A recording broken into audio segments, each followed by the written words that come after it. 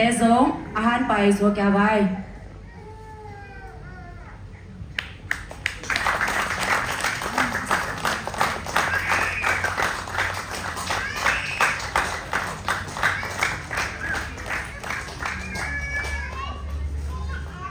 အမောက်တဲ့ရင်စပ်ဒီပေါ်နန်းဆဆလိုက်တဲ့ခုပနာတော့မိုးကြီးစပါရဲ့စပါဦးပါတော့နာပဲပါရဲ့လေ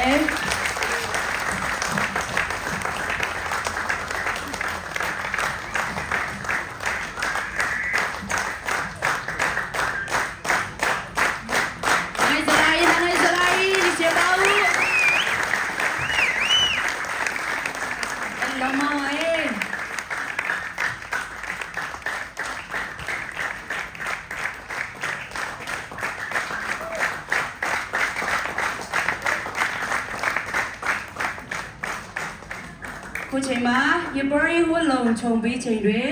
တိတ်ခါတင်ချင်းမင်္ဂလာစီစဉ်အားမြန်မာနိုင်ငံ AG အေးဝင်ကလေးအသင်းတော်များအထွေထွေသာသနာကောင်စီဥက္ကဋ္ဌ Reverend Dr. အေးမြင့်မဆောင်ရွက်ပေးသွားမှာဖြစ်ပါတယ်လက်ခုပ်တီးပြီးဆရာကြီးကိုကြိုဆိုရအောင်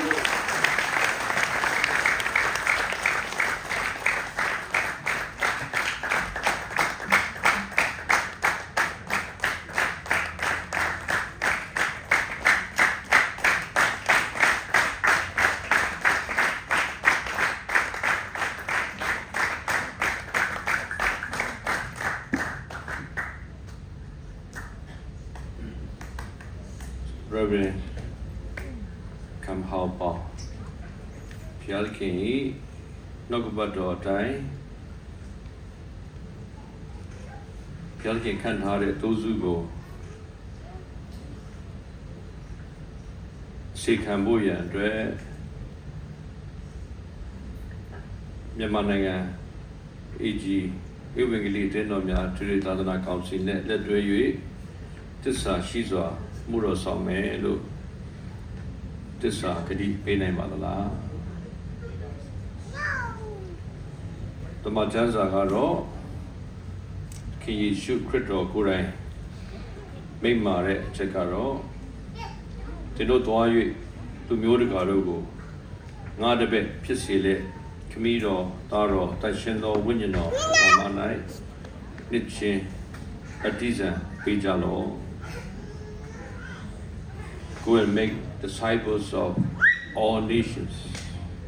Baptize them in the name of the Father, the Son, and Holy Spirit, and teach them to obey what I have commanded. Then I will be with you to the ends of the earth. King Yeshu Christo, Maha Sekhainja Ma Mingdo Mudi Tai, Yeshu Christo ye Ewingli Diago, Lumyorgama. ဘာရောက်ဟောပြောပြီးတော့မှနှုတ်ကပတ်တော်ကိုတွင်တင်ဖို့တိုးစုကိုဝိညာဉ်စာကျွေးဖို့တိုးတွေကိုထိမ့်သိမ်းပြုစုဆောင်ရှောက်ဖို့ရန်အတွက်စက်တာကိုစက္ကအနံဖို့အာမခံပါသလားသို့တော်မရှိတော့လေသင်တို့ပေါ်သို့တန်ရှင်သောဝိညာဉ်တော်ဆင်းသက်တော်ခါယေရုရှလင်မြို့မှာစ၍ယူဒပြည်ရှမာရိပြည်မြေကြီးစွန်းတိုင်အောင်ငါ၏တက်တည်ဖြစ်ကြလော့ဓမ္မတော်ဝတ္ထုခန်းကြီး1 When the Holy Spirit comes upon you, you shall be my witnesses from Jerusalem, Judea, Samaria, and all the ends of the earth. ယေရှုခရစ်တော်ကိုယ်ရဲ့နောက်ဆုံးမိန့်မာသည့်တိုင်ပဲယေရှုခရစ်တော်ရဲ့တည်တည်ဖြစ်ဖို့ရန်အတွက်တက်တာကိုစက္ကပ်မယ်လို့အာမခံပါသလားမြန်မာနိုင်ငံ AG အေဝံဂေလိအသင်းတော်များထွေထွေသာသနာကောင်စီရဲ့ဖွဲ့စည်းပုံအခြေခံဥပဒေအရတစ္ဆာရှိစွာအဖြစ်လက်တွေ့လှုပ်ဆောင်မယ်လို့တစ္ဆာဂတိပြုနိုင်ပါသလားအကယ်၍ထွေထွေသာသနာကောင်စီ AG အေဝံဂေလိအသင်းတော်မှဆုံးဖြတ်ထားတဲ့ဖွဲ့စည်းပုံအခြေခံဥပဒေနဲ့ချိုးဖောက်ရတော်၎င်းနှုတ်ကပတ်တော်နဲ့မညီတဲ့အကြောင်းအရာတစ်စုံတစ်ခုဖ ပေါ်ပေါက်လာခဲ့တော့ထိုက်တန်စွာအရေးယူခြင်းခံရမည်ဆိုတာကိုလက်ခံနိုင်ပါသလားအာမင်အားလုံးကြားကြတဲ့အတိုင်းပေါ့ဒီနေ့ဟာကျွန်တော်တို့မြန်မာနိုင်ငံ AG ဥပဒေသစ်တော်များထွေထွေသာသနာကောင်စီကနေပြီးတော့မှသတ်မှတ်ထားတဲ့စီမင်းဥပဒေများနဲ့အညီဘုရားသခင်ရဲ့ရှေ့လူတွေရဲ့ရှေ့မှာ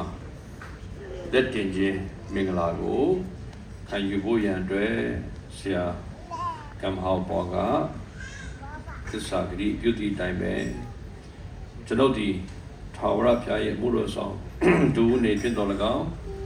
မြန်မာနိုင်ငံ AG ဧဝံဂေလိတင်းတော်များထွေတော်နာကောင်စီပေးရသောတာဝန်ရတော်၎င်းဒီတိခါရရလက်တင်ခြင်းဆွတောင်းခြင်းကိုဥဆောင်ပြီးတော့မှလက်မှတ်ကိုချီးမြှင့်ပေးမှာဖြစ်ပါတယ် The General Council of the Assemblies of God of Myanmar Yangon Certificate of Ordination. This is to certify that Reverend Kam Hao Pao, having proved his divine gift and calling to the ministry of the gospel of Christ, and having consecrated himself to set calling according to the word of God, and having met the standards prescribed by the General Council of the Assemblies of God of Myanmar, has on this 28th day of November 2025, by the impositions of hands and prayers of the Presbytery of the General Councils of Assembly of God of Myanmar, being set apart and ordained to the ministry of the gospel. The Executive Presbytery of General Council of the Assemblies of God of Myanmar hereby recognize his divine ordination to the ministry of the gospel, conferring upon him the right to preach the word and feed the flock of God, administer the ordinance of the church, perform the rite of marriage, and bury the dead, so long as his spirit and practice are such as become the gospel of Christ, and he continued to hold fast the form of sound words according to the established doctrine of the gospel, in witness whereof the executive officers of the General Councils of the Assembly of God of Myanmar have laid their hands and signed this certificate on this 19th day of November 2025. General Superintendent, General Secretary, and District 7 Superintendent. May the Lord bless you and ordain you by the power of Holy Spirit.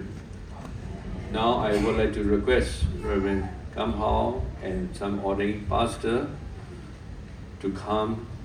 together and lay our hands upon him. So we will pray together. Siaga to talk with all. Let's get Shima, Sakapiba, Taro Alama, to the Qua, the Tinji, Sudan with my Pipare, Britamia Alole, Taro to Sudan, Saka Pina Bare, Alo to the Qua, Sudan Javasu. Hallelujah, hallelujah. And another good episode of Buddha Tizushin Patara, the sort of Ya. Dini, Korea Muro Mia, Kopay Chinkayare, Itajiti, Luship Yashima, Wika Sakati Taibe. Korea Muro Beko Momo Tia Sasoyana Yandolaga. Dini, Totin do ye, Chiwi Miago, San Yuan Yandolaga. Dini, to the what, let it, County Baby. Lord, we laid our hands together in the name of Jesus. Father, Son, Holy Spirit, come and touch, anoint him to preach the gospel of Jesus Christ, to make disciples of all nations, to baptize in the name of the Father, the Son, and Holy Spirit, and also to teach the word of God so that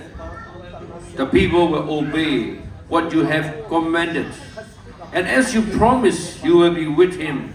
You will be with us to the ends of the earth. So we lay our hands to accomplish the Great Commission for the glory of our Lord Jesus Christ. And also we pray and we bless him to feed the flock, to take care of the flock, to serve the people and the church and the ministry that you have given to him. He will be faithful servants of God. He will be faithful minister of God. Use him as a vessel to glorify your name. We pray in the precious name of our Lord and Savior Jesus Christ. Amen. Amen.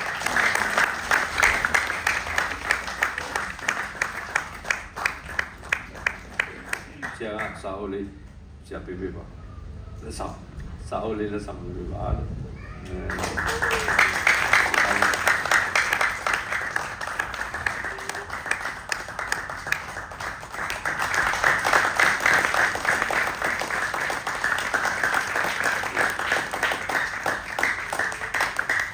Nenge, siapa jumpa le? Kuna desa gini sogeri time desa shizwa. ဘုရားဆောင်ဖို့တိုးစုတွေကိုကျွေးမွေးဖို့စိတ်ခံမှုရတဲ့ဖျက်ရှင်ကျိုးပဲတောင်းကြည့်ပေးပါစေကျွန်တော်တို့ထွေထွေသန္တနာကောင်းစီနေနဲ့တိတ်ခါရရဆရာတယောက်တက်တည်ရဆရာတယောက်ဖြစ်ဖို့ရန်အတွက်ကအဆင့်30ရှိပါတယ်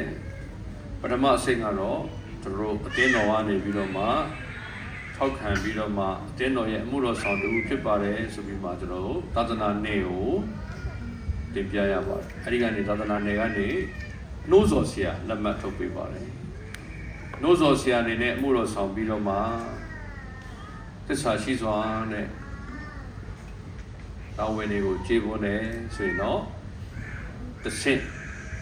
ခရိုင်မှာတင်ပြပြီးတော့မှလိုက်ရှင်ရဆရာအနေနဲ့ရှောက်ထားနိုင်တယ်လိုက်ရှင်ရဆရာဖြစ်ပြီဆိုရင်တော့ဘွဲတော်ပေးလို့ရတယ်ကျွန်တော်ရင်းနေချင်းပေးလို့ရပါတယ်မင်္ဂလာကျင့်ဝတ်တွေကိုလှုပ်ဆောင်ခွင့်ရှိပါတယ်အဲ့ဒီကနေပြီးမှသစ္စာရှိစွာနဲ့အမှုတော်ထမ်းတယ်ဆိုရင်တော့ကျွန်တော်တို့တစ်ဆင့်ကျွန်တော်ကောင်ဆယ်ကိုတင်ပြပြီးတော့မှလက်တင်ရဆရာဖြစ်ရာဒူးတိုးမြင့်ဖို့ရှောက်ထားနိုင်ပါတယ်ဆိုတော့ရာဒူးတိုးမြင့်ပြီးတော့မှအော်ဒိန်ရပြီဆိုရင်တော့မင်္ဂလာဝတ်အားလုံးကိုလုပ်ပိုင်ခွင့်ရှိတယ်မင်္ဂလာဆောင်ခြင်း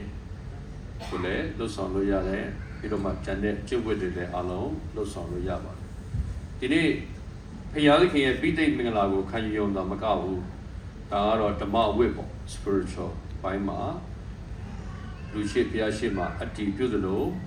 ကျွန်တော်တို့နိုင်ငံတော်ရဲ့အစိုးရမင်းတွေရဲ့အတိမတ်ပြုခြင်းလည်းဒီမှာပါပါတယ်ကျွန်တော်တို့ဖွဲ့စည်းပုံအခြေခံဥပဒေကိုကျွန်တော်နိုင်ငံတော်တင်ပြရတယ်။နောက်ပြီးတော့ကျွန်တော်တို့ရဲ့ဖွဲ့စည်းပုံကလည်းကမ္ဘာ့ဧဝံဂေလိအဖွဲ့ချုပ်ကျွန်တော်တို့ AG ဌာနချုပ်ပြီးတော့အာရှအားလုံးနဲ့ကျွန်တော်တပြေးညီပဲကျင့်သုံးတာဖြစ်ပါတယ်။ဒါကြောင့်မို့ကျွန်တော်တို့တိတ်ခါရဆရာတယောက်ဖြစ်ပြီးဆိုရင်တော့သူလှုပ်ဆောင်ရတဲ့မင်္ဂလာဝတ်တွေဟာဓမ္မဝတ်တာမကဘူးအစိုးရနဲ့လည်းပတ်သက်တဲ့ကိစ္စတွေဖြစ်လာပါတယ်။အဲကြောင့်မို့ကျွန်တော်တို့မင်္ဂလာဆောင်ပေးတယ်ဆိုရင်ဒါကတရားဝင်ကျွန်တော်နိုင်ငံတော်အတိအမှတ်ပြုသလိုဥပဒေရလဲဒါတရားဝင်ဖြစ်ပါတယ်။အဲဒါမှကျွန်တော်ခရစ်ယာန်တွေအနေနဲ့ကျွန်တော်မြန်မာနိုင်ငံဥပဒေရပြောမယ်ဆိုရင်တော့မင်္ဂလာဆောင်တာခရစ်ယာန်တယောက်ဖြစ်တယ်ဆိုရင်ဘုရားကျောင်းမှာဆောင်မှပဲ official ဖြစ်တယ်။ပြီးတော့မှအသက်ပြည့်မှပဲမင်္ဂလာဆောင်ပေးလို့ရတယ်။လူဖြစ်မှလည်းမင်္ဂလာဆောင်ပေးလို့ရတယ်။တချို့ကအဲ့ဒါကိုနားမလည်တဲ့အခါမှာရဝတ္တရုံးမှာလက်ထပ်တယ်ဆိုရပြီလို့ထင်တာတရားမဝင်ပါဘူး။ပြီးတော့မှဟိုတယ်တွေမှာလှုပ်လိုက်ရင်တော့ခန်းနာတယ်ဆိုပြီးမှထင်တယ်တရားမဝင်ဘူး။မေယုံကြည်သူတဲ့ရရင်ရောတခြားနေရာမှာလက်ထပ်လို့မရဘူးလားဆိုလဲမရပါဘူး။ ဒါကျွန်တော်မြန်မာပြည်ရဲ့ဥပဒေကအင်္ဂလိပ်ခေတ်ကလောက်ထားတဲ့ဥပဒေကိုပြောတာ1882ဥပဒေခရိယန်တယောက်ဖြစ်တယ်ဆိုရင်တော့ဘုရားသခင်ရှေ့မှာလက်ထပ်ရတာအဲ့ဒီလက်ထပ်ခြင်းဟာဘုရားသခင်ကိုကိုယ်ွယ်ခြင်းဖြစ်တယ်အဲ့ဒီလက်ထပ်တဲ့အရာဟာတကယ်ပဲဥပဒေကြောင်းရလဲသက်ဆိုင်တယ်ဒါကြောင့်မလို့ကျွန်တော်တို့သိက္ခာရဆရာလက်တင်ရဆရာဖြစ်ရောက်တဲ့အခါမှာဆိုရင်တော့သူ့ရဲ့တာဝန်ကဝိညာဉ်ကြီးရတာမကောက်ဥပဒေကြောင်းရလဲတရားဝင်ဖြစ်ပါတယ်ဒါကိုလည်းကျွန်တော်လူငယ်တွေသိဖို့ရအတွက်အင်မတန်မှအရေးကြီးတယ်။မြန်မာနိုင်ငံမှာဆိုရင်တော့အခုကလက်ထပ်ချင်တိုင်းလက်ထပ်လို့မရတော့ဘူးဥပဒေတခုထုတ်တယ်နိုင်ငံတော်သမ္မတကနေပြီးမှလိုင်စင်ပေးတဲ့လူကပဲလက်ထပ်ပေးလို့ရတယ်။အဲဒီလိုင်စင်မရတဲ့လူကလက်ထပ်ခွင့်မရှိဘူး။အဲ့ဒါတော့မှယုံကြည်သူချင်းလက်ထပ်ရတဲ့လိုင်စင်ရှိတယ်။ယုံကြည်သူနဲ့မယုံကြည်သူလက်ထပ်ရတဲ့လိုင်စင်ရှိတယ်။တိုင်းရင်းသားနဲ့ကျွန်တော်တို့နိုင်ငံသားနဲ့လက်ထပ်လို့ရတဲ့လိုင်စင်ရှိတယ်။အဲ့ဒီလိုင်စင်မရှိဘဲနဲ့လက်ထပ်ရင်လင်မယားနှစ်ယောက်ကတော့ပျော်ပျော်ရွှင်ရွှင်နဲ့လက်ထပ်ကြပြီးတော့မှတင်းဟုတ်ဆရာထောင်ထဲသွားနိုင်တယ်နော်သူတို့လင်မယားနှစ်ယောက်ကလည်းခုနကလိုမယုံကြည်သူနဲ့လက်ထပ်ပြီးတော့မှတစ်နှစ်နှစ်နှစ်အတွင်းမှာပြဿနာဖြစ်လာရင်တင်းဟုတ်ဆရာထောင်3နှစ်ကနေ9နှစ်ထိသွားနိုင်တယ်အဲ့တော့သူများမင်္ဂလာဆောင်ပြီးတင်းဟုတ်ဆရာထောင်ကြတာတော့မကြိုက်ဘူးပေါ့နော်ခရစ်တော်ကြောင့်ထောင်ကြတာတော့နည်းနည်းတော်သေးတယ်ပေါ့နော်သူတို့တာတွေကိုလည်းသိလာဖို့လိုပါတယ်။ဒါကြောင့်ကျွန်တော်တို့သိက္ခာရဆရာတယောက်ပြတဲ့အခါမှာပိုင်ဆိုင်မှုတွေရှိတယ်လင်မယားကိစ္စတွေရှိတယ်ဥပဒေအကြောင်းတွေရှိတယ်။အဲကြောင့်ကျွန်တော်တို့ constitution ကိုလည်းကျွန်တော်တို့ AG constitution ကိုလည်းလေ့လာဖို့လိုအပ်ပါတယ်။ကျွန်တော်က license ဆောင်ဖို့ပဲဖြည့်ခိုင်းတယ်ကျွန်တော်ခရိုင်မှာကျွန်တော်ဥက္ကဋ္ဌဖြစ်တဲ့အခါမှာဆိုတော့ကျွန်တော်တို့ license ဆောင်ပွဲဖြည့်မယ်ဆိုတော့ကြောက်ပဲပဲလေမော်တော်ကားလာတယ်နော်။ဟိုကျွန်တော်တို့ဆောင်ပွဲဖြည့်ရတယ်ကျွန်တော်ခရိုင်မှာဆောင်ပွဲဖြည့်တဲ့အခါမှာမေးတယ်လက်ထပ်မင်္ဂလာလုပ်မယ်ဆိုရင်အရေးကြီးဆုံးနှစ်ချက်သိဖို့လိုတယ်အဲ့နှစ်ချက်ကဘာလဲဆိုကွက်လက်ဖြစ်ခိုင်းတဲ့ကမှာတချို့ကဘယ်လိုရေးလဲဆိုတော့အပြိုစစ်မစစ်စစ်ဆေးရန်တဲ့နော်အဲ့တော့ဘယ်လိုစစ်မလဲကျွန်တော်မသိဘူးပေါ့နော်ဒါပေမဲ့ကျွန်တော်ရဲ့ကွက်လက်ဖြစ်ရမှာနှစ်ခုပါတစ်ခုကဘာလဲဆိုတော့အိမ်အောင်ရှိမရှိပြီးတော့အသက်ပြည့်မပြည့်နောက်ပြီးတော့မှအသက်ကဘယ်နှစ်မှပြည့်သလားလဲ22နှစ်မပြည့်ဒါပေမဲ့18နှစ်ဆိုရင်တော့မင်္ဂလာဆောင်လို့ရတယ်မိဘတွေကလက်မှတ်ထိုးရ22နှစ်ပြည့်ရင်တော့သဘောမတူမိဘသဘောမတူလေရတဲ့သဘောရှိတာပေါ့ဥပဒေကဒါပေမဲ့တိုင်းရင်းသားတွေရဲ့ထုံတန်းဒလိစင်လာရလဲလုတ်ပိုင်ခွင့်ရှိတယ်နော်တော့ကျွန်တော်တို့အသုဘချမယ်ဆိုရင်လည်းအလကားချလို့မရဘူးနော်ကျွန်တော်တို့ဒီကိုယ့်ရဲ့ဒေသဆိုင်ရာဥပဒေတွေနားလည်ဖို့လိုတယ်ဥပမာကျွန်တော်ရန်ကုန်စိတ်ပင်သားရနေနမိတ်မှာရှိတဲ့လူဆိုရင်ကျွန်တော်နှစ်ခုမေးတယ်အတုပချမယ်ဆိုရင်ဘာလိုအပ်တယ်လဲလို့ပြောတဲ့အခါမှာဆရာမတယောက်ကရေးတယ်တချင်းစာအုပ်နဲ့ကျန်းစာအုပ်အဲ့ဒါတော့အားလုံးကပါပြီးသားပါတကယ်တမ်းကျတော့အတုပချမယ်ဆိုကျွန်တော်ဘာလို့လဲဆိုတော့တည်စရင်ရှိဖို့လိုတယ်ပြီးတော့မှကျွန်တော်ခရိယန်တင်းကျင်းမှာချမယ်ဆိုရင်ခရိယန်လက်မှတ်ဘုန်းကြီးလက်မှတ်လို့တယ်ဒါကျွန်တော်ရန်ကုန်မှာပေါ့ကျွန်တော်တို့ဒီစီပင်သားရနယ်နိမိတ်မှာရှိတဲ့အခါမှာအဲ့ဒါတွေကိုကျွန်တော်တို့သိဖို့လို့တယ်ဆိုအသုဘချပေးတဲ့အခါမှာမချခင်မှာဘယ်လိုလုပ်ရမလဲချပြီးဘယ်လိုလုပ်ရမလဲဒါပေမဲ့ကျွန်တော်တို့မြန်မာပြည်ဥပဒေကတော့မြန်မာပြည်မှာထားခဲ့ပြီးဆိုအခုကကိုရီးယားဥပဒေဖြစ်သွားပြီမလေးရှားမှာလည်းဥပဒေသက်ရှိတယ်ဆိုတော့ကျွန်တော်တို့အကောင်းဆုံးကတော့သူ့ရဲ့ဒေသမှာရှိတဲ့ကျင့်ဝတ်တွေထုံးတမ်းစင်လာတွေကိုကျွန်တော်တို့သိပြီးတော့မှဆောင်ရွက်ရမှာဖြစ်တယ်နော်ကျွန်တော်လက်ထပ်မင်္ဂလာဟိုမြန်မာပြည်မှာဆောင်ရွက်မယ်ဆိုရင်တော့တချို့အချက်ချင်းကိုအရေးပေါ်လက်ထပ်ခြင်းတဲ့လူတွေရှိအရေးပေါ်မရဘူးအရေးပေါ်မရဘူးသူရဲ့ဥပဒေကနှစ်ပတ်ကြိုပြီးတော့မှနေရမှာကတ်ရတယ်သူရဲ့အချောင်းကြားစာပို့ရအဲ့လိုလုပ်ပြီးမှနော်ဘာမှကန့်ကွက်ရမရှိဘူးဆိုတဲ့အခါမှာစည်ရင်းသွင်းပြီးတဲ့အခါကျမှလက်ထပ်စာချုပ်တွေလုပ်ရတယ်အဲ့လိုမလုပ်ဘူးဆိုရင်အဲ့ဒီလက်ထပ်ပေးတဲ့သင်ဟုတ်ဆရာအချိန်မီပြဿနာဖြစ်နိုင်တယ်ဒါတွေကကျွန်တော်တို့သူ့ရဲ့ဒေတာဆိုင်ရာဥပဒေတွေနဲ့လုပ်ရတဲ့ကိစ္စဖြစ်ပါတယ်။ဒါကြောင့်မို့ကျွန်တော်တို့သင်ဟုတ်ဆရာတယောက်ဖြစ်လာတဲ့အခါမှာတာဝန်ကြီးပါတယ်။ဘုရားသခင်ရဲ့ဝိညာဉ်ရေးရာဓမ္မရတာဝန်ရှိသလိုဥပဒေကြောင်းတွေလည်းကျွန်တော်တို့နားလည်ဖို့တွေလိုအပ်ပါတယ်။အော်ကျွန်တော်တို့ဒီຢာလေးတွေကတော့ဆက်လက်ပြီးတော့မှလေ့လာပြီးတော့မှအကောင်းဆုံးမှုတော်ဆောင်ဖို့ဆက်ရှင်ကောင်းကြီးပေးပါစေလို့ကျွန်တော်မှာကြားခြင်းနဲ့ပြီးတော့ဒီမှာလည်းပါဝင်တဲ့ပရိသတ်တွေကိုလည်းဘုဒ္ဓအနေနဲ့ဟ ဖော်ပြခြင်းပါဘာနော်ကျွန်တော်ဒီမှာတိတ်ခါရဆရာတယောက်ဘုရားသခင်အတွက်ပို၍ထိရောက်စွာခုနကျမ်းစာမှာပြောသလို go and make disciples of all nations လူမျိုးတကာကိုတပည့်တော်ဖြစ်စေဖို့ခရစ်တော်ရဲ့ဧဝံဂေလိတရားဟောဖို့သူစုတွေကိုထိမ့်သိမ်းပြီးတော့မှပြုစုဖို့ရန်အတွက်ဘုရားသခင်ဟာသူထိန်တယောက်ကိုရာထူးတိုးမြင့်ပေးတဲ့အတွက်ကြောင့်မလို့အားလုံးလက်ခုပ်တီးပြီးခေါ်ပြကြရအောင်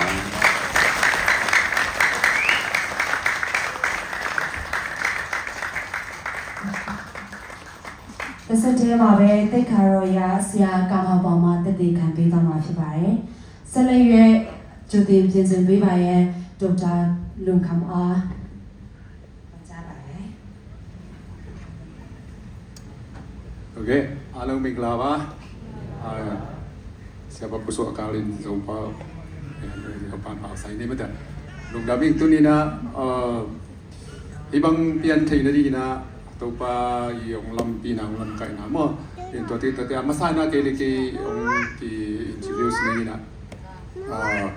Kay kamin kamhaw bawi na kanu pa kapu kita bina tu kazukwa som sagi de khat kumina swagi na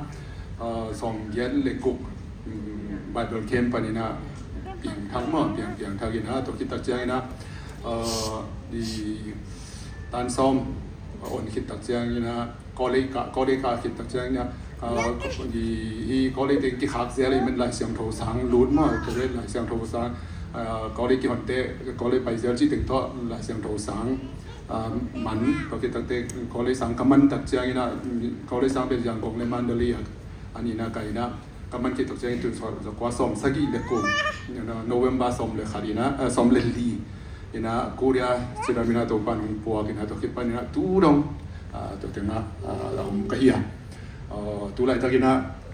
jihad pekane ya, jihad tu pan na jihad mama kat orang biar na, kasi pen atau min gending celeng siapi siap hublian mang i, anau nu i nu mo en teri mam ten i thei ding na swai pi ma de malana ya na nu je na ge leng ti thei pen ding na la me ni en to tu panina tu ka za kwa som ni le som panina pasien na set ki panina to ja full time na sep ki panina to ki tak chang ina lai sang thau sang kai na zom je ni ma e korea lai to Korea lai to MG to kita PTH sen to kita PTH tu ni le som le kwa naman ni na atau teng to I sangka na lampang to dan ni na na man thei I na to bang lampi na to jana tung thei le hi chano ni ne di ni pertama chano tamai atwat no tamai te u di sau pui re dia sia chi sia Dr. Ini Birama di mana sini de berita yang sini tu jadi tensi de jangan sesuatu jauh dah pilih. Mangkaro cuma orang yang rumah semua song dah kalau dah setiap mana teh babu. Mandai wei kami sini dah. Walau le surah muda song de so jangan si biro tak tahu macam apa. Walau le surah seni de. Tapi di kat di sini maga cara biasa ni biro tentu tendari niyan pinari piro si pai mi lo de bo no tentu tendari kata atisa siswa ne phaya chang twa pi do ma se phutu bo ri lo ri man pai de so yin do di chano tin do dia le ji thwa nai da pi do ma ge mu do saung dia le tu mya a cha ya lo ne phin nai de tabo ma shi de bo no so lo chin na ba le so chano a phe ka phaya immathan ma chi de tu phit de ကျေတော့ပေါင်းကျွန်တော်ချီးမွမ်းတာဖြစ်တယ်ကျွန်တော်အဖေကနေပြီးတော့သူ့လူပြူဘဝကလေးကနေပြီးတော့မှဖယားကိုတိတ်တန့်ရှာတဲ့သူဖြစ်တယ်အဲ့ဒါကြောင့်လည်းမိသားစုဘက်ကနေပြီးတော့မှဒီအနေနဲ့များဒီသူအမြင်ကတာတွေရှိတယ်ပေါ့နော်ပြီးတော့အိမ်ထောင်မှာနည်းနည်းပြီးဖယ်ထားတာတွေနည်းနည်းများရှိတယ်တိုးတော့သူဒီစူးစမ်းစော်နေဖယားနောက်လိုက်တယ်စီးပွားရှာတယ်ပြီးတော့ဒီသူမိဘတွေအတွက်လည်းအမြဲတမ်းဆူတောင်းတဲ့အခါမှာသူ2009နိုဝင်ဘာလမှာဒီအောဂတ်စ်မှာမဆုံးခင်မှာတော့ကျွန်တော်ဖေးဘက်ကဒီမောင်နှမဒီအားလုံးပေါ့နော်ကျွန်တော်မိဘကမောင်နှမဒီအားလုံးသခင်ယေရှုအစီကိုအရောက်ပို့တဲ့သူဖြစ်တယ်ဆိုတာဒီနေ့ကျွန်တော်တတိကံလိုတာဖြစ်တယ်ဝင်ကလိုတာဖြစ်တယ်ဒီပွဲဖြစ်မြောက်ဖို့အလို့ငါလေကျွန်တော်ဖေးနဲ့ ဒီကကျွန်တော်ဆရာကြီးလောက်ထားမှာပေါ့နော်စီကေမှာဆရာမကတော့ကနေပြီးတော့2005မှာစာလုပ်ထားဖြစ်တယ်ပြီးတော့မှဒီနေ့မှလည်းဒီကဲလို့ပဲတခါဒီနေ့900ပြီကျွန်တော်ချီမွန်ချင်းလောက်ရအောင်ဆိုပြီးတော့မှတော်နေပြီးတော့မှအရောက်စိတ်တိုင်းကိုဒီသူအနေနဲ့နိုးစော်ပေးတာပေါ့နော်ဒါကြောင့်မနေ့ကဆရာကြီးပြောသလိုပဲမရမကနော်မရမကအဲ့လိုဖြစ်အောင်တိုင်ရှင်တော်ဝိနေတော်ကနေပြီးတော့မှဆရာမောင်ရဲ့နှုတ်ပတ်ဆက်ဆောက်သုံးပြုတယ်ပြီးတော့မှအဲ့ဒါကိုဆရာကြီးကနေပြီးတော့မှဒါကဘုရားရဲ့အလိုတော်ပဲဆိုပြီးတော့မှသူကအမှန်တမ်းပင်ပန်းမှဖြစ်တယ်နော်ဆရာကြီးဆိုရင်ပြီးခဲ့တဲ့ပတ်လေးဆိုကလေးမျိုးမှာခရိုစိတ်ဒီနော်ဒီပွဲတွေရှိတယ်ဒီကလေးမျိုးရဲ့ဒီဂျန်ကုန်ရောက်ပြီးတော့မှအဲ့ဒီနောက်တစ်ရက်မှာဒီကိုတန်းလာတာဖြစ်တယ်ဒါကဘာကိုပေါ်ပြလဲဆိုတော့အမှန်ကကျွန်တော်တို့မှာအဲ့လောက်ကောင်းတဲ့ခေါင်းဆောင်ကြီးဖရားပေးတာဖြစ်တယ်အာမင်ဒီတော့မဆရာအနေနဲ့ဆိုရင်အမှန်တမ်းသဘောထားကြီးတယ်ဆိုတော့ကျွန်တော်လုံးဝမြင်ရတာဖြစ်တယ်ဘာလို့လဲဆိုတော့ကျွန်တော်ဒီနေ့ဒီလူမျိုးဒီတိတ်ခါတော့ရဆရာပေါ်လူငါကကျွန်တော်2010မှာအမှုတော်ဆက်ဆောင်တာဖြစ်တယ်ပြီးတော့ license ရတော့ကျွန်တော်2015-16လောက်ဒီဖြစ်တယ်ပြီးတော့ကျွန်တော်ဟိုမှာကျွန်တော်တို့ရဲ့ဒီတေးရင်ဘက်ကသာသနာနယ်ဒီမှာလေဆရာလေးတွေကိုလည်းအခါပြောပါတယ်ကျွန်တော်ကဒီမှာအမှုတော်ဆောင်ရတာပေါ့နော်ကျွန်တော်တင်းတော်ထဲမှာလေးလက်ထပ်ချင်းတဲ့လူရှိတဲ့ခါတိုင်းမှာကျွန်တော်မဒမပြဿနာတွေ့နေတာဖြစ်တယ်ပွဲတော်တော့ကျွန်တော်တော့ဒီပွဲတော်ဒီပါရပြောတော့လည်းဆရာပြီးတဲ့ခါမှာတော့ဘေးတွေပြဿနာကျွန်တော်မရှိဘူးတော့လက်ထပ်ပွားကြတော့လေကျွန်တော်တင်းသားတချို့တွေကျွန်တော်အရန်ယုံကြည်တဲ့အခါကျတော့ရှာပဲလက်ထပ်ပေးလိုက်ပါလားတဲ့ဒါမဲ့ကျွန်တော်လက်မထပ်ရဲဘူးဗျဘာလို့လဲဆိုတော့ဒါကလေအဲ့လိုမျိုးဒီသူ့ရဲ့လုံထုံးစံလည်းမဟုတ်တဲ့ခါမှာလက်မထပ်ရဲဘူးဒါကြောင့်ကျွန်တော်ဆရာဒီပြောတယ်ဒီအချင်းချင်းဒီစက်တွေပြတဲ့ခါမှာကျွန်တော်ကိုအချင်းကြီးကိုနားလေပေးစီချင်းနဲ့ဖြစ်နိုင်တယ်ဆိုရင်မြင်တဲ့လောက်လုပ်ပေးစီချင်းနဲ့ဆိုပြီးတော့မှကျွန်တော်လူဘက်ကနေပြီးတော့မှအချင်းချင်းပေါ့နော်ဖုန်းနဲ့လည်းပြောရဲစာနဲ့လည်းရေးတယ်တော့အစင်မပြီးခဲ့ဘူးပဲပြောရမှာပေါ့နော်ဒါနဲ့ကျွန်တော်ဒီတိုင်းပဲထားတော့တာဒီတိုင်းပဲထားတော့တယ်ဗာလေပြီးဒီကတိတ်ခါတော့ရစမရလဲအမှုတော်ဆောင်လို့ရတာပဲဆိုပြီးတော့မှကျွန်တော်ဒီတိုင်းပဲဘုရားကိုပဲအားကိုးပြီးတော့မှအဲ့လိုပဲဆောင်ဖို့ဒီစိတ်ထဲမှာလည်းနည်းနည်းလေးဒီဆုံးဖြတ်တလို့ရှိတယ်ဒါနဲ့အဲ့ဒီကျဲရမ်းဒီကျွန်တော်ဟိုလူကြီးလည်းဖြစ်တဲ့ဒီဆရာကြီးကနေပြီးတော့မှကျွန်တော်အဆက်တွေလုပ်ပြီးတော့မှငါတို့ဒီနေ့ဒီလိုမျိုးပေါ့နော်မင်းချင်းနဲ့ဘယ်လိုရှိလဲပြောတဲ့အခါမှာကျွန်တော်ချင်းနဲ့ဘယ်လိုရှိလဲဆိုတဲ့အခါမှာ तू ကဒီမနေနိုင်ဘူးဗျနော်အာမင်ဒါဖခင်ရှင်ရဲ့မျက်နှာသာဖြစ်တယ်ကျွန်တော်ယုံကြည်ခြင်းနဲ့ခြေလမ်းတဲ့အခါမှာဆရာကမ်ဘောယာပြောတယ်မင်းတို့ယုံကြည်ခြင်းနဲ့ခြေဒီတွားတာကြတော့လူတော်များများဒုက္ခရောက်တယ်နော်အဲ့လိုပြောဘူးတယ်အဲ့ဒီခါမှာကျွန်တော်ယုံကြည်ခြင်းနဲ့တွားတဲ့အခါမှာဟိုလီကြီးကမနေနိုင်ဘူးဒါနဲ့ဆရာလည်းခဏနောက်ရှက်တယ်ပေါ့နော်ဆရာဟိုဒီမြို့ထဲသွားတာလားဒီစာဖုန်းခေါ်တယ်ဖုန်းနံပါတ်လည်းမရမကတောင်းပြီးတော့မှဆက်တယ်ပေါ့နော်အဲ့လိုပြောကြိုးစားပေးတယ်အဲ့ဒါဒီအနေပြီးတော့ဒါဆိုမင်းအစာခဲ့ပြီးပြီဆိုတော့ဒီဆက်လုပ်ရအောင်ဆိုပြီးတော့ဒါနဲ့လည်းအဲ့ဒီထဲမှာပထမအချိန်နေမှာကျတော့တိတ်ပြီးမချောမဘူးအဲ့လိုဖြစ်တဲ့အခါမှာအိုလီကြီးရဲ့ကျွန်တော်ကတော့ဒီလိုပဲဒါပေမဲ့အိုလီကြီးဆိုစူးစမ်းပြီးမယ်ဆိုရင်တော့ကျွန်တော်နာခံမယ်တော့ကျွန်တော်ကတော့ဘာလို့လဲဆိုတော့ဒီကျွန်တော်ပြောတဲ့လောက်ပြောခဲ့ပြီးဆိုပြီးတော့မှပေါ့နော်ဒီအဲ့လိုပဲနေတဲ့အချိန်မှာဘုရားရှင်ကတော့ကျွန်တော်အစတုန်းကတော့နားမလည်နိုင်ခဲ့ဘူးပေါ့နော်ဘာလို့အဲ့လောက်ကြီးတော်မှငါဆောင်းနေရတာလေဆိုပြီးတော့လေကျွန်တော်နည်းနည်းဒီဘုရားတော်မှခွဲစင်ထုတ်ချင်တယ်လို့ရှိတယ်တော့ဒီ900ပြည့်နှစ်မှာရှားကြီးကိုတိုင်းလာရောက်ပြီးတော့မှဒီမှာလေးစားရရဲပေါ့နော်ဒီပရိသတ်ဒီပြီးတော့မှဒီမှာမလေးရှားမှာနေတဲ့ဆရာဆရာမဒီဓမ္မမိတ်ဆွေပေါင်းဒီပြီးတော့မှအမေရိကန်နေပြီးဆိုရင်တော့ကျွန်တော်ငယ်ငယ်တုန်းက Sunday School တက်ပေါ့နော်ဒီမှာဒီဒေါက်တာလူခမ်ဘို့တော့ပေါ့နော်သူကကြတော့ဒီသူအဖေတို့ရန်ကုန်ပြောင်းတော့တဲ့ပြောင်းတော့တာပေါ့နော်အဲ့ဒီချိန်ကနေစပြီးတော့ဆမ်တွေ့ဖြစ်ခဲ့ဘူးဒီတစ်ခါမှပဲဘုရားပြင်ဆုံးခွန်ပေးတယ်ပြီးတော့မှအထူးသဖြင့်လည်းဒီနေ့ဒီချိန်မှာပေါ့နော်သူလည်းတက်ရောက်နိုင်တာပြီးတော့မှကျွန်တော်မိသားစုတွေလည်း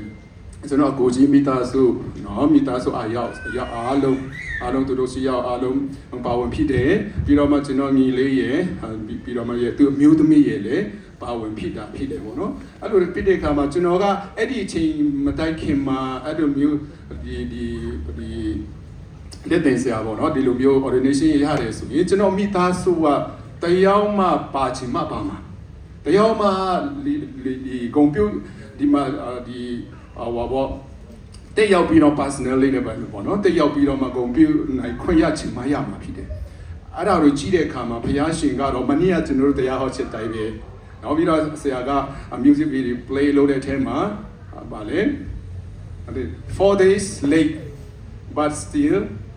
on time နဲ့ပေါ့နော်ဘုရားရှင်ကနေပြီးတော့ကျွန်တော်ဒီလာဇရီကိုသိစင်ဖို့မှာအဲ့ဒီအချိန်မှာကတော့၄ရက်တော့နောက်ကျပြီးပြီသို့တော့အချိန်မီနေသူကရောက်လာတာဖြစ်တယ်ပေါ့နော်အဲ့ဒါလေးကဒီနေ့ဒီမှာအာရောက်စီတိုင်းပြီးတော့မှဒီပွဲကြီးမှာပေါ့နော်ဒီလိုမျိုးအချင်းချင်းချင်းခံဖို့လူငါဘုရားရှင်နေပြီးတော့မှချိန်ပြင်ဆင်ပေးထားတယ်ဆိုတဲ့အရာကိုကျွန်တော်ပို့ပြီးတော့မှဝမ်းသာဖို့ပို့ပြီးတော့မှကျွန်တော်ကခွန်အားပေးနိုင်ဖို့အလူငါတော်လည်းကောင်းဘုရားရှင်နေပြီးတော့မှဒီလောက်စောင့်ခိုက်တာဖြစ်တယ်စောင့်ရကြိုးနှက်တယ်ဆိုတဲ့ဥစ္စာလေးကိုလေတက်တည်ခံချင်တာဖြစ်တယ်ဒါကြောင့်ကျွန်တော်မျိုးရောက်စီတိုင်းပြီးတော့ဘုရားကတခုခုခိုင်းပြီးဆိုရင်တော့သူကစပေးတဲ့သူကတော့အဆုံးထိလုံးဝပူဆောင်ပေးတယ်ဆိုတော့လေကျွန်တော်ဒီနေ့တက်ရေးခံချင်တာဖြစ်တယ်အာမင်အပြီးတော့မှဘုရားရှင်ကကောင်းမြတ်တာဖြစ်တယ်အဲ့လိုမျိုးကျွန်တော်တခါတည်းမှုတော်ဆောင်တယ်ဆိုတာကနော်တော်တော်လေးတေးခံရတယ်တေးခံနိုင်တယ်ဆိုတော့တေးခံရဂျိုးနတ်တယ်ပေါ့နော်အဲ့ဒါကိုလည်းကျွန်တော်ကောင်းကောင်းမြင်ရတာဖြစ်တယ်ကျန်စာကြောင်းတက်တဲ့အခါမှာလည်းကျွန်တော်တို့မနေ့တေးခံရတယ်ကျွန်တော်စာတမ်းပြုစုတဲ့အခါမှာလည်းမဒမရှာဒီနဲ့လက်ရထူးချိန်တဲ့ချိန်ကြီးရှိတယ်လို့တော့အဲ့လိုပဲဒီစူတောင်းပြီးတော့မှတေးခံတဲ့အခါမှာထိုက်တန်တဲ့ချိန်မြောက်ခြင်းကိုကျွန်တော်တို့ရယူနိုင်တာဖြစ်တယ်။ဒါကြောင့်မိတ်ဆွေရောက်ရှိတဲ့ဒီနေ့ဒီမှာဘုရားရှင်မလေးရှားပို့တယ်ဆိုတာကတော့မိတ်ဆွေရဲ့တက်တောက်ကြည့်တဲ့အခါမှာပေါ့နော်ဒီဘုရားရှင်ကနေပြီးတော့မိတ်ဆွေကနေပြီးတော့ဒီဆောင်းလိုက်အောင်နော်ဘုရားရှင်စစ်ဆေးတယ်နော်စစ်ဆေးတဲ့ချိန်ဒီအလုပ်မဲခံစားနေတဲ့ချိန်တွေလည်းရှိမှဖြစ်တယ်။ဒါပေမဲ့အဲ့ဒီအရာတွေအားလုံးကိုဘုရားရှင်ကနေပြီးတော့ခွန်အားတောင်းပြီးတော့မှမိတ်ဆွေတွေယုံကြည်ခြင်းနဲ့ယဉ်ဆိုင်သွားတယ်ဆိုရင်တော့ဘုရားရှင်ကလာပါစွာနဲ့ဏိကုံးချုပ်နိုင်တော့ခွန်ပေးမှဖြစ်တယ်။အာမင်။ပြီးတော့ဒီနေ့ကျွန်တော်ဒီမှာဒီ Thanksgiving ဆိုတဲ့ဥစ္စာကအင်မတန်မှကောင်းမြတ်တဲ့အရာလေးဖြစ်တယ်။ဒါနဲ့ပတ်သက်ပြီးတော့နည်းငယ်လေးကျွန်တော်ပြောချင်တာဖြစ်တယ်။ဘာလို့လဲဆိုတော့ကျမ်းစာထဲမှာဒီတဲ့တော်ဒီပရမဩဝါဒစာက16တဲ့မှာကျွန်တော်အားလုံးယဉ်ပြီးသားဖြစ်တယ်အဲ့ဒီထဲမှာကတော့အစင်မပြေဝမ်းမြောက်ဖို့ပေါ့နော်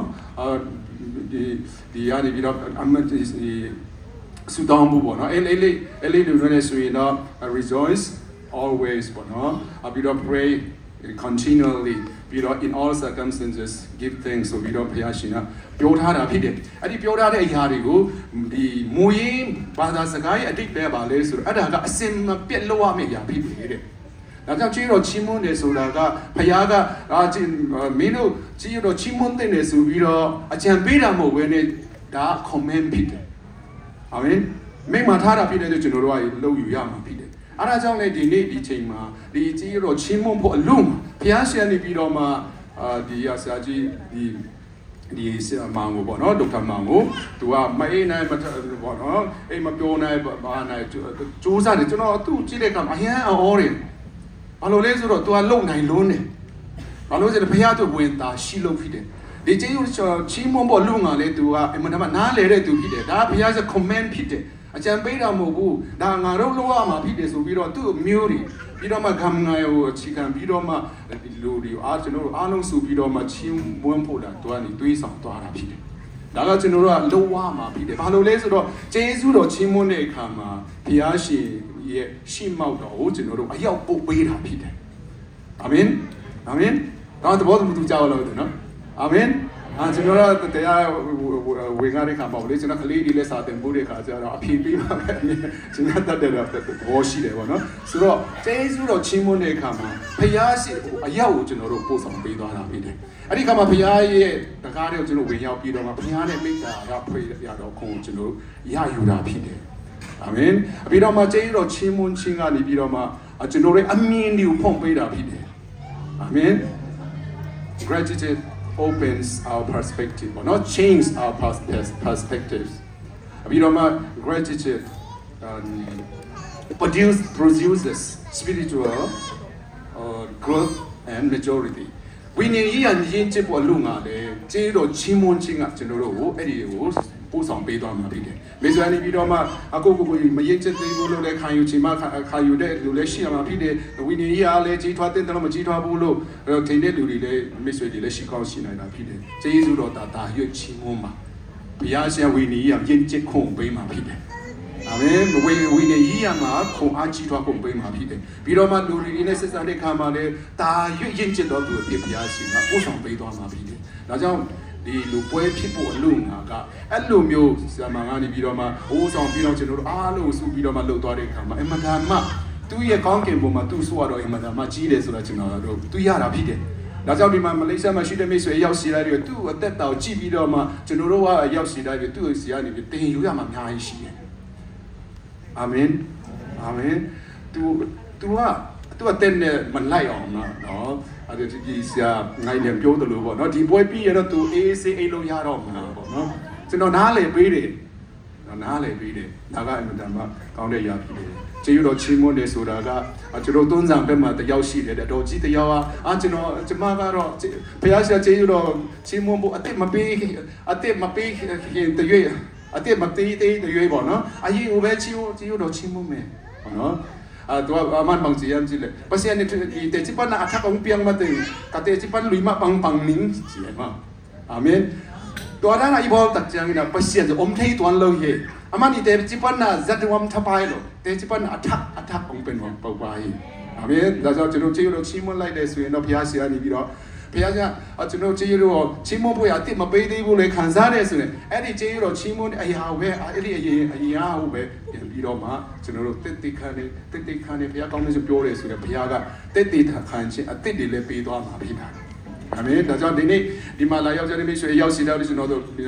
ယုံကြည်တယ်မိတ်ဆွေရောက်စီတဲ့ကနေပြီးတော့မှလည်းဒီကနေပြီးတော့တိုက်စင်တော်ဝိနေတော့ပြီးတော့မှဆံမကိုဒီအတုံးပြီးတော့မှကျွန်တော်အားလုံးကိုဖိတ်လာတဲ့ခံမှာပေါ့နော်ဒီမှာဒီနေချဆိုတာနဲ့ဝင်ခံခြင်းတဲ့သဘောနဲ့လာကြတာဖြစ်တယ်တချို့ကတော့ရှိမှာပါတချို့ရှိမှာဖြစ်တယ်သူကဘာမို့လို့ဆိုပြီးတော့မှမလာခြင်းတဲ့လူမြောက်များစွာရှိမှာလည်းရှိမှာဖြစ်တယ်ဒါပေမဲ့သူတို့မလာတော့သူတို့ပဲရှုံးတယ်ကျွန်တော်တို့ဘုရားကိုစိတ်ကောက်တယ်ဆိုရင်ကိုယ်ပဲရှုံးတာပေါ့နော်အာမင်ကျွန်တော်တို့ကဘုရားကတော့စိတ်ကောက်မဲ့ဒီစံကျင်တဲ့မဟုတ်ဘူးဆိုတာအမြဲတမ်းနားလည်ဖို့လေခေါ်အားပြီးတိုက်တွန်းလိုတာဖြစ်တယ်ပေါ့နော်ဒါကြောင့်ဒီနေ့ဒီမှာလာရောက်တဲ့အရာကအင်မတန်မှမိတ်ဆွေတွေကဒီကျေးဇူးတော်ခံစားတာဖြစ်တယ်တရားဒီကျွန်တော်မနေ့ကဆရာကြီးကနေပြီးတော့မှလည်းသူပြောသွားတဲ့အခါမှာကျွန်တော်တို့ဒီလိုမျိုးပေါ့နော်ဒီလိုလာရတဲ့အရာတွေပြီးတော့ဆရာကြီးကျွန်တော်တို့လေးစားရတဲ့ဆရာကြီးအမျိုးချင်းနဲ့စကားပြောတဲ့အရာလေးတွေပြောသွားတဲ့အခါမှာကျွန်တော်တက်မှမကြားဘူးသေးတဲ့အရာလေးတွေဟောနော်ဒီဆရာအမျိုးချင်းကသူပြောတဲ့အရာလေးပါလဲဆိုတော့သူကတေးဥစားမဟုတ်ဘူးတဲ့ချင်းဥစားလို့ပြောတဲ့အရာလေးအမှန်တမ်းတော့ဆက်ကောင်းတယ်အဲ့ဒါဒီလဲဆရာပြပြီးတော့မှသူနဲ့ရင်းနေနှစ်ယောက်တည်းနေတဲ့အချိန်မှာပြောတဲ့အရာလေးကိုကျွန်တော်ဝင်လာသွားတဲ့ခါမှာပေါ့နော်ဘုရားကကျွန်တော်တို့ဒီကိုဘယ်လောက်ထိမျက်နှာသာပေးတယ်ဆိုတဲ့ဥစ္စာလေးပြီးတော့မှဆရာကြီးကနေပြီးတော့မှဆရာကြီးဒီမျိုးရှာနေပြီးတော့ဆရာကြီးကိုလည်းသူမှာထားတဲ့အရာလေးဒီအမှန်တမ်းပါပေါ့နော်နာခံချင်တဲ့အရာလေးတွေပင်ပန်းတော်လဲဘုရားမျက်နှာထောက်ပြီးတော့မှဒီဟာဆိုတဲ့အမှုတော်ဆောင်တဲ့အရာလေးကိုကျွန်တော်မြင်သွားတဲ့အခါမှာကျွန်တော်အတွက်အမှန်တမ်းမှဒီ6ဆရာဖြစ်တယ်ဒါရွေးကျွန်တော်ဒီပြီးတော့မှဒါရွေးစိတ်စီဖို့လည်းဘုရားဆရာကြီးစကားပြောတာဖြစ်တယ်ဒါရဲ့ကြိုးစားစွာနဲ့အမှုတော်ဆောင်ဖို့လည်းဘုရားဆရာကြီးပြီးတော့မှကျွန်တော်ခွန်အားပေးတာဖြစ်တယ်အာမင်ကျွန်တော်ဒီလိုမျိုးဒီချင်းမချင်းမခံခင်မှာလည်းအမှုတော်ဆောင်တဲ့ဘုရားရှင်ဒီထိအသုံးပြုတယ်ဆိုရင်တော့အခုအားပြီးတော့မှသူတို့ရဲ့ဆရာကြီးတွေရဲ့လက်တွေကောင်းချီးပေးခြင်းဟိုတရှင်တော်ဝိညာဉ်နဲ့ပြီးတော့အသုံးပြုပြီးမှဖြစ်တယ်ကျွန်တော်လည်းဆက်ပြီးတော့မှအမှုတော်အတွက်ဘုရားနိုင်ငံအတွက်သစ္စာစစ်စွဲမှုတော်ဆောင်နိုင်ဖို့လိုမှာလေတစ်ချက်တတိရတဲ့အခါမှာလည်းစုတောင်းပေးစီခြင်းပါတယ်အားရစီတိုင်းကိုဘုရားရှင်ကောင်းချီးပေးပါစေကျေးဇူးတင်ပါတယ်ခင်ဗျာ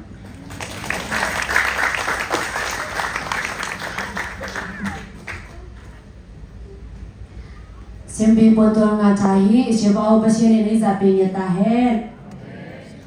Isibau ilunda pinai ko benasa kan tetap patay ka kali.